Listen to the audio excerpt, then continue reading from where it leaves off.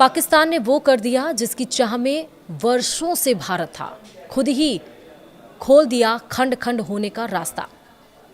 नमस्कार, आप देख रहे हैं न्यूज़ 18 का डिजिटल प्लेटफॉर्म। मैं हूं आपके साथ श्रुति श्रीवास्तव।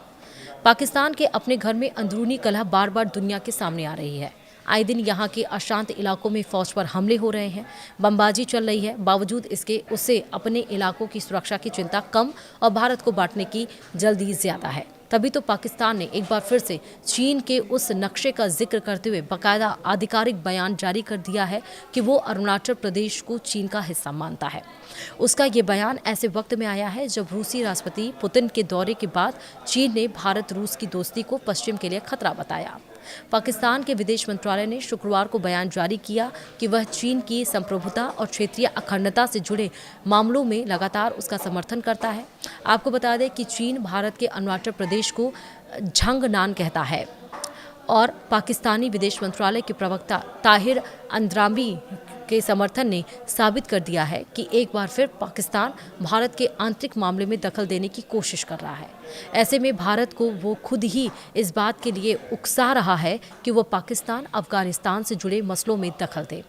भारत के पूर्व विदेश सचिव रह चुके कमल सिब्बल ने पाकिस्तान की इस मूर्खता पर सोशल मीडिया प्लेटफॉर्म एक्स के जरिए टिप्पणी की है। उन्होंने एक्स पर लिखा, अरुणाचल प्रदेश पर चीन को समर्थन देने के साथ ही पाकिस्तान हमारे लिए ये ज़मीन तैयार कर रहा है कि हम डूरंड रेखा के मामले में अफगानिस्तान की स्थिति का समर्थन करें। कमल सिब्बल का ये बयान काफ़ी हद तक सही भी है, क्योंकि पाकिस्तान अफगानिस्तान के मसले पर भारत कभी इस तरह के ऑफिशियल स्टेटमेंट ना तो दिए हैं और ना ही लिखित तौर पर रिलीज़ किए हैं।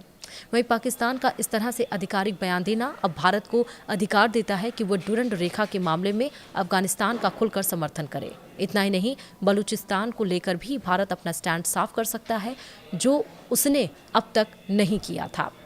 वहीं अब आपको बताएंगे कि अरुणाचल प्रदेश का मुद्दा क्या है। दरअसल चीन अक्सर अरुणाचल प्रदेश को झांगनान बताकर अपनी आधिकारिक भाषा में दिखाता है। वह नक्शे बदलता है, भारतीय गांवों के नाम बदलता है और लगातार ऐसे कदम उठाता है ताकि अपने दावे को मजबूत दिखा सके। भारत इसे हमेशा खारिज करता रहा है। पाकिस्तान का बार बार चीन का पक्ष लेना उसकी गिरती हुई कूटनीतिक विश्वसनीयता पर भी सवाल उठाता है। भारत ने कई बार साफ कहा है कि अरुणाचल प्रदेश भारत का अभिन्न हिस्सा है।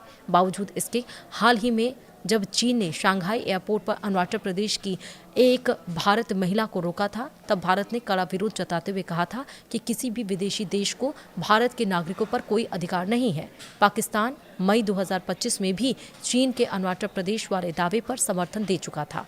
पाकिस्तान खुद अपने आंतरिक हालात, सीमा विवादों और अलगाववादी आंदोलनों को लेकर अंतर्राष्ट्रीय आलोचना झेल रहा है। वहीं अब आपको ये भी बताएंगे कि आखिरकार डूरंड रेखा का मुद्दा क्या है।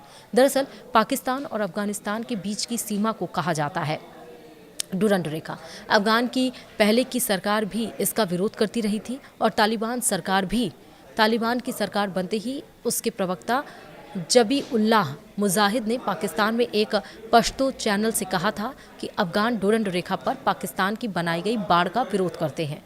तब से ही ये मुद्दा दोनों देशों के बीच कभी सुलझा नहीं। तालिबान सरकार का कहना है कि पाकिस्तान की बनाई बाड़ ने लोगों को अलग कर दिया और परिवारों को विभाजित कर दिया। हम सीमा पर एक सुरक्षित और शांतिपूर्ण माहौल बनाना चाहते हैं, इसलिए पाकिस्तान को इस तरह का अवरोध पैदा ही नहीं करना चाहिए।